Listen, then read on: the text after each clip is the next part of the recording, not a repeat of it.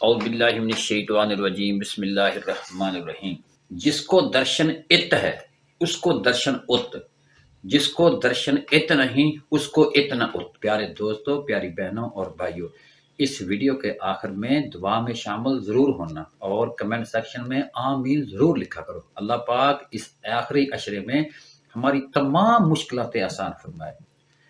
توحید الہی کی باطنی معرفت رکھنے والا درویش کسے کہتے ہیں؟ اور توحید کی باطنی معرفت سے کیا مراد ہے؟ توحید الہی کی باطنی معرفت یہ ہے کہ طالب کو خاص الخاص قرب مع اللہ اور مشاہدہ ذات حاصل ہوتا ہے، اور وہ با اخلاص ہو کر ہر وقت حالت حضوری میں رہتا ہے۔ راہ باطن میں دو طریقے ہیں اور دو رفیق ہیں جن کی تحقیق اور حق الیقین کے لیے عین الحق دو گواہ طلب کرتا ہے۔ اول اسم اللہ ذات کا تصور، جس سے ذات و صفات کے کل مقامات ایک ہی لمحہ میں طے ہو جاتے ہیں اور ان کی حاضرات سے وجود ہمیشہ کے لیے زندہ ہو جاتا ہے۔ دوم عین العیان ناظرات کا مشاہدہ ہے، جو طالب کو دائمی حاضر و ناظر با عین مرشد کامل کی نظر سے حاصل ہوتا ہے۔ مرشد کامل اپنی نظر عین کے طالب کو عین تک پہنچا دیتا ہے، جس کے بعد ایسے ذکر فکر ریاضت کی کوئی حاجت نہیں رہتی۔ مرشد پہلے ہی روز طالب صادق کو تصور اسم اللہ ذات کی حاضرات اور عین العیان ناظرات کا سبق پڑھا دیتا ہے۔ مرشد کامل کی توجہ، مرشد کامل کی توجہ سے طالب سبق کے پہلے ہی روز جہاں چاہے خود کو پہنچا سکتا ہے۔ مرشد کامل صاحب باطن معمور ہوتا ہے اور اپنی توجہ سے طالب کو اسم اللہ ذات کے باتصور حاضرات اور باتوفیق ناظرات عطا کرتا ہے، اور باطن میں حقیقی مجلسی محمد صلی اللہ علیہ وآلہ وسلم کی حضوری سے مشرف کر کے طالب کو نبی کریم صلی اللہ علیہ وآلہ وسلم سے تعلیم و علم تلقین، ذکر اور منصب و مراتب دلوا دیتا ہے۔ اگر طالب کو محمد صلی اللہ علیہ وآلہ وسلم کی ذات پر کامل یقین حاصل ہو جائے، ایسے طالب کا باطن بے باطن اور برحق ہوتا ہے، کیونکہ وہ حق پر اور آپ صلی اللہ علیہ وآلہ وسلم طریق با توفیق پر ہے، اور تحقیقاً یہی صراط المستقیم ہے۔ جو آپ صلی اللہ علیہ وآلہ وسلم کا سچا طالب ہے وہ قابل ستائش ہے اور اس کی عاقبت محمود ہے۔ جو طالب مجلس محمدی صلی اللہ علیہ وآلہ وسلم پر اعتقاد نہیں رکھتا وہ نفس مردہ ہے، وہ مردود کی قید میں ہوتا ہے، کیونکہ مجلسی محمدی صلی اللہ علیہ وآلہ وسلم اور مرشد کامل کی تلقین ایسی کسوٹی ہے جس کے ذریعے طالب کو پرکھا جاتا ہے کہ طالب صادق ہے یا کاذب۔ اگر مرشد کامل طالب کو تصور اسم اللہ ذات سے حاضرات و ناظرات سے اسم اللہ ذات میں غرق کر دے تو اسم اللہ ذات کے تصور سے سر سے لے کر قدموں تک نور کی ذات کی تاثیر سے وہ مع اللہ حضوری میں غرق ہو جاتا ہے۔ اس کا وجود اللہ کی نظر میں منظور ہو جاتا ہے اور اس کا ظاہر اور باطن پاک ہو جاتا ہے۔ اب خواہ مخلوق کی نظر میں وہ ناپسندیدہ ہو، اسے مخلوق کا کوئی خوف نہیں رہتا۔ جس کو اس طریق کی توفیق حاصل ہو جاتی ہے اس کا باطن بے باطن ہو جاتا ہے اور وہ صحیح تحقیق والا بن جاتا ہے۔ اگر مرشد کامل کسی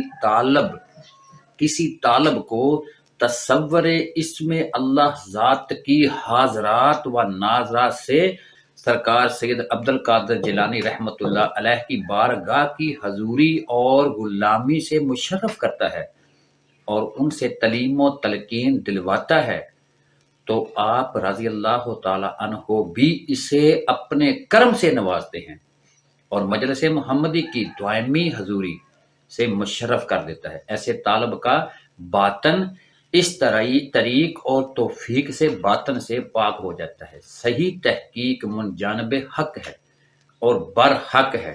جو طالب ان تینوں مراتب کے ذریعے نور ذات مطلق کے دیدار، توحید اور قرب الہی سے مشرف ہوتا ہے، وہ با حضور کہلاتا ہے۔ قادری کو بغیر ذکر اور فکر کے یہ تینوں مراقب و مقام حاصل ہوتے ہیں، جس سے وہ وحدت میں غرق ہو جاتا ہے۔ مرشد کامل ہی ایک رستہ راہ راز ہے جو اپنی ایک توجہ سے مجلس محمدی صلی اللہ علیہ وآلہ وسلم کی حضوری میں پہنچا دیتا ہے۔ لیکن مرشد کامل ہو، اسم اعظم اللہ کی کنا سے کاملوں کی انتہا ہے، انتہا ہو ہے۔ اہل خام اس کنا سے نا واقف ہیں۔ اس راہ باطن میں جان کی بازی لگانی پڑتی ہے تاکہ طالب ظاہر میں دنیا سے اور بے نیاز ہو جائے۔ فقیر نور ذات میں غرق ہو کر رضائے الہی حاصل کرنا ہے۔ فقیر کی انتہائی مراتب یہ ہے کہ ذات نور کی حضوری حاصل ہو اور وجود مغفور اور باطن معمور ہو۔ نبی کریم صلی اللہ علیہ وآلہ وسلم نے یہاں ارشاد فرمایا، علماء میرے سینے، سادات میری پیٹھ سے، اور فقیر اللہ تعالیٰ کے نور سے پیدا کیے گئے ہیں۔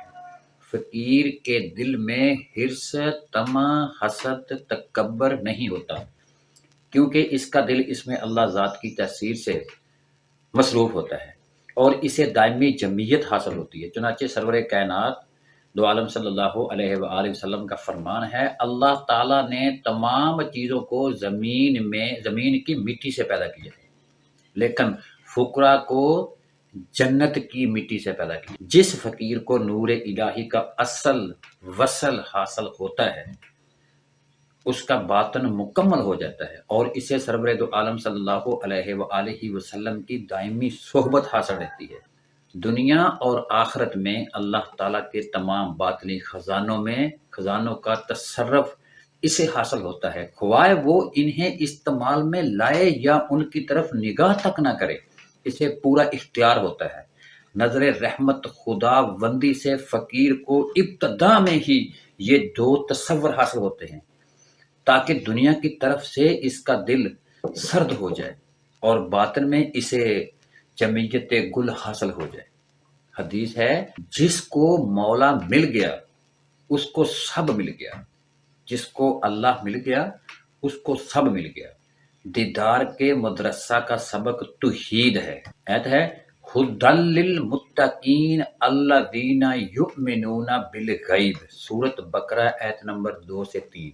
پرہیزگاروں کے لیے ہدایت ہے جو غیب پر ایمان رکھتے ہیں۔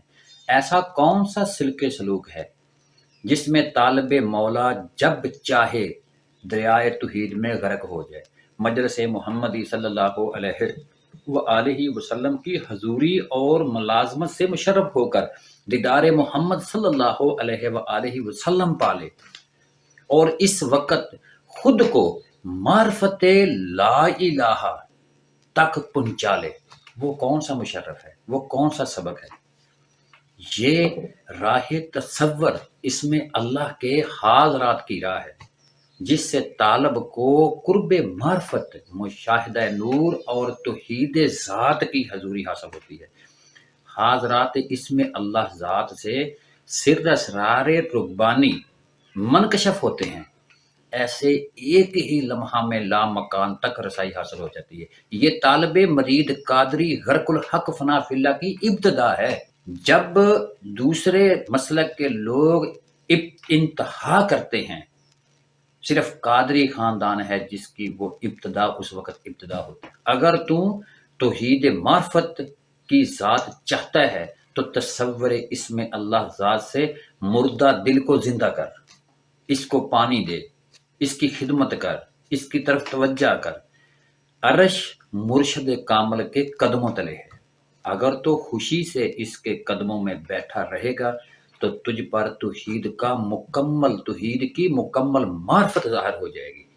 جان لے پیارے دوستو کہ ذکر فکر کی راہ میں رجعت و زوال کی افعال ہیں، یہ سب متعلق کے حجابات ہیں جس کی تہ سے کل جز کے تمام مراتب و مقامات اور درجات عطا ہوتے ہیں۔ مرشد کامل وہ ہے جو اسم اللہ ذات کی طے سے طالب پر ان تمام مطالب کو واضح کر دیتا ہے اور اس پر اسم اللہ ذات کی حقیقت ظاہر کر دیتا ہے۔ پیارے دوستو، پیاری بہنوں اور بھائیوں، دعا کے لیے ہاتھ اٹھا لیں اور کمنٹ سیکشن میں آمین ضرور لکھا کرو۔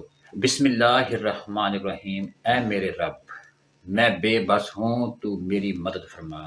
اے میرے اللہ، تجھے تیرے پیارے حبیب محمد صلی اللہ علیہ وآلہ وسلم کا واسطہ ہماری زندگی کی مشکلات کو آسان فرما دے، ہمیں آزمائشوں سے بری کر دے۔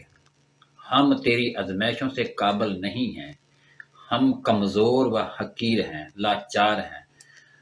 تو پوری کائنات کا خالق و مالک ہے، تو ہمیں بخش دے، ہماری زندگی کو آسان فرما دے۔ یا میرے اللہ، روئے زمین پر جہاں بھی تیرے بندے تیرے نام لیوا تکلیف میں ہیں، ان سب پر اپنا کرم رحم فرما اور ان کی غیب سے مدد فرما۔ بے شک تو علیم و خبیر ہے۔ اللہ پاک جو بھی پریشان ہیں ان کی پریشانیاں دور فرما، جو دکھی ہیں ان کے دکھ درد دور فرما، جو بیمار ہیں ہسپتالوں میں گھروں میں ان کو شفائے کاملہ عاجلہ عطا فرما، جو بے روزگار ہیں ان کو حلال رزق عطا فرما، جو بے اولاد ہیں ان کو نیک صالح اولاد عطا فرما، جو انسان جسے چاہتا ہے ان کو ان کی چاہت نصیب فرما، ان کو ان کی چاہت عطا فرما۔ اے اللہ، ہم بے بس ہیں، تو بے بس نہیں، ہماری مدد فرما۔ سب کے والدین کا سایہ سلامت رکھ اور جن کے والدین نہیں ان کو صبر والی زندگی عطا فرما۔ اے اللہ پاک، ہم تیرے گناہ گار بندے ہیں، ہمیں معاف فرما۔ جو مانگا ہے وہ بھی عطا فرما اور جو نہیں مانگا وہ بن مانگے عطا فرما۔ یا رب العالمین، کن فرما دے، ہمیں مایوسی سے بچا لے، ہمارا نصیب کھول دے۔ آمین یا رب العالمین۔ وما علینا الا البلاغ المبین۔